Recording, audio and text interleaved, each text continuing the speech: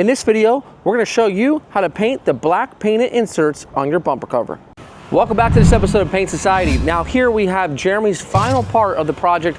It's his lower spoiler that we got all painted right here at home, but we need to go ahead and do the black trim that is supposed to be on the inside trim of the bumper here. And today we're going to show you exactly how we're going to do it and why we originally painted over it with our blue.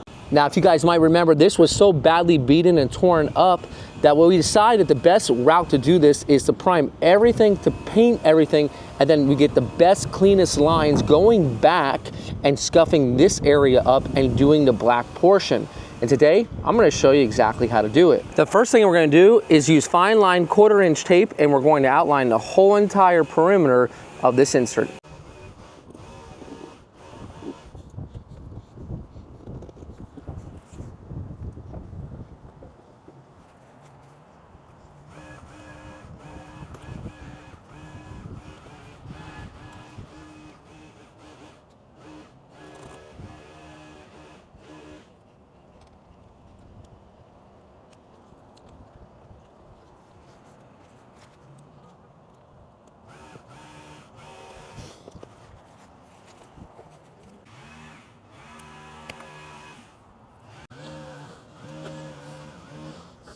And after it's been outlined, we can see it's in a few different pieces and it matches the curvature pretty well.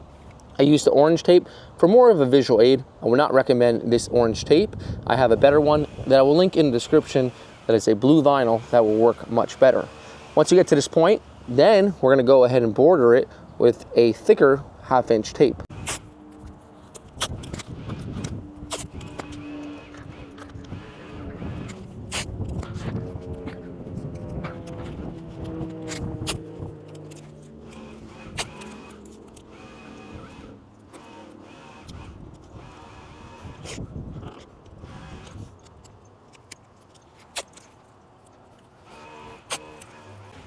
Next up, we're going to be using this 3M Scuff Pad. It's equal to P600, and we want to scuff down any of this clear coat. See, this has gone through the same process as the under spoiler lip here that we painted before, but we need to give it a bite so that the actual satin black paint can stick to. This is the same style paint that was used on the actual lip before, and it will mimic the OEM color perfectly. You can pick it up in a can, spray it, and restore your black plastic. Or if a bumper like this that's got so much chips on it, when you find that the best way to just paint over everything and go back later and scuff it up. So we'll continue here with the scuffing process. Get everything nice and scuffed up. Make sure it's dull, but no shiny spots. That's why this little sponge guy really helps to get in. These are newer. 3M just released them, and they're really, really good. They really scuff well, and they hold out for a very long time. They don't get dull. So let's get this remainder scuffed.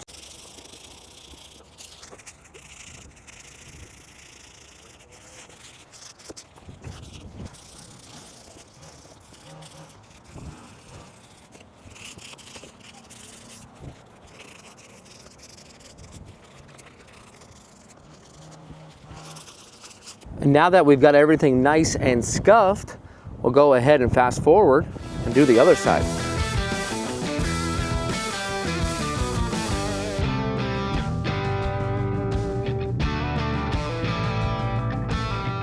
And after I've scuffed it down, I'm going to use my air blower, get it all nice and dust free, and some pre-painting wipes. Now you don't need to go and buy these because they are a little bit pricey. You can just use a little bit of isopropyl alcohol and get it clean, but I happen to like these and use them on many projects, so it actually is worth my investment to actually have them for little projects like this, because I can get into here. It's kind of like a Clorox wipe that cleans. Just want to make sure we get the remainder of that dust up. Perfect. Now on this side we'll do the same thing. We'll grab one more wipe out of the container, and we'll go ahead and in all these little inserts and get it cleaned up. Now this job should only take you about a good 45 minutes to get completed, depending on the level of taping that we'll need to get done. But I would say a good 45 minutes. All right, go ahead and dry this one up. Wipe that down. All right, perfect. So now we just need to cover this whole thing with some plastic.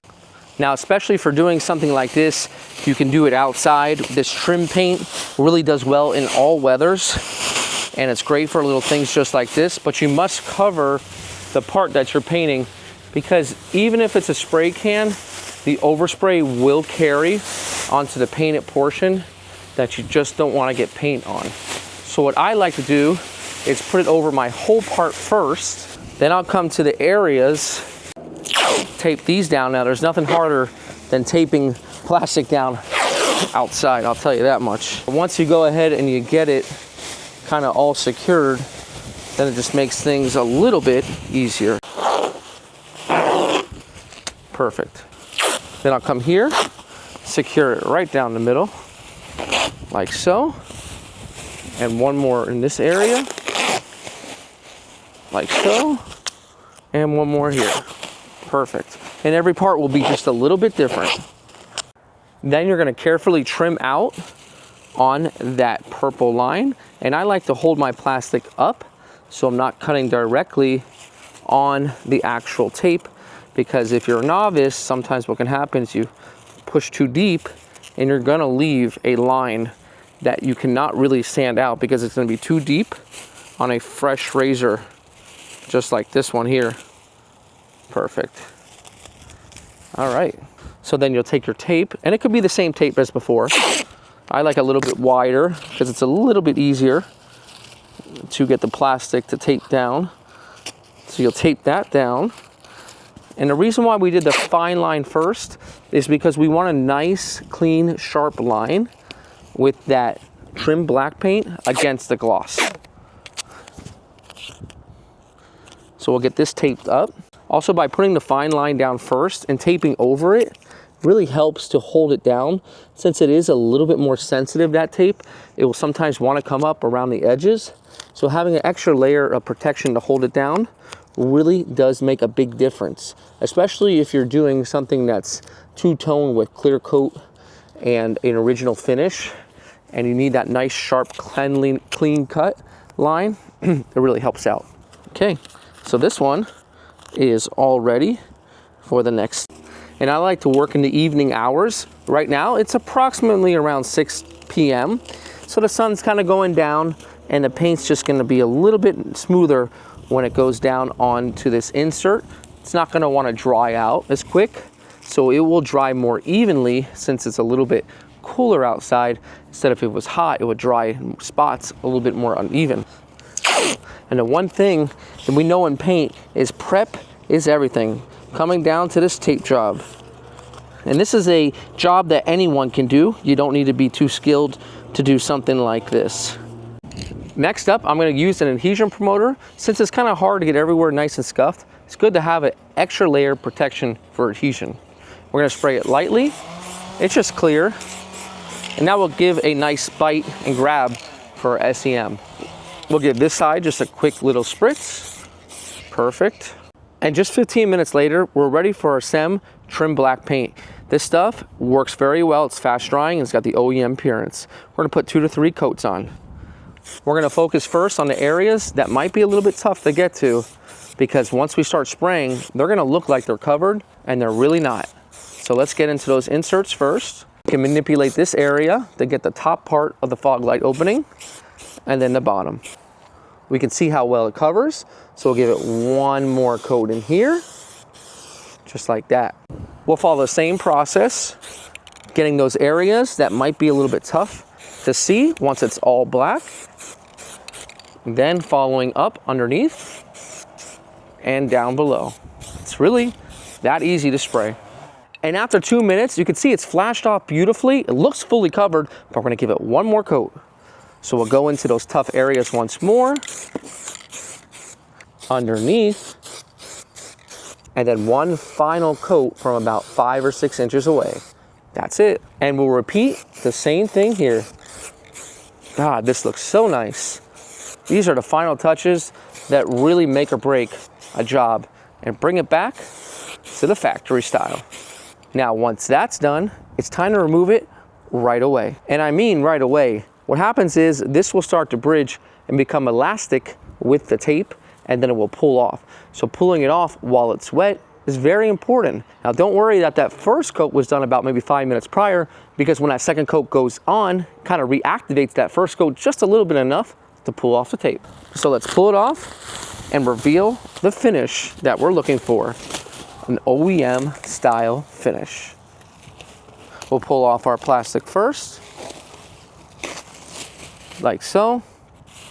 Then we'll pull off our 1/2 inch tape. Now, sometimes when we pull off this tape, what will happen is it will take the actual fine line with it. Just be careful, because we want to pull off that fine line always at a 45. Nice and slow, nice and slow. We can see the nice line between the two. Perfect. Now we'll reveal this side. Nice, beautiful. And we'll pull this final side off. Look how beautiful that line looks. That is a smooth factory line. Let's do the same thing here and reveal the final look of our lip.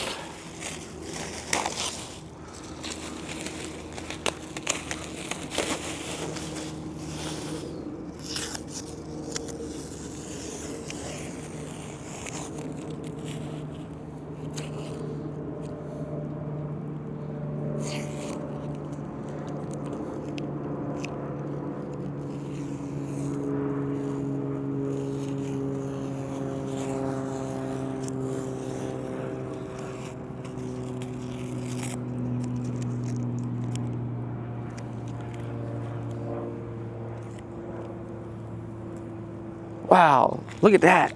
That looks absolutely beautiful. Check that out. Let's remove the rest of the plastic.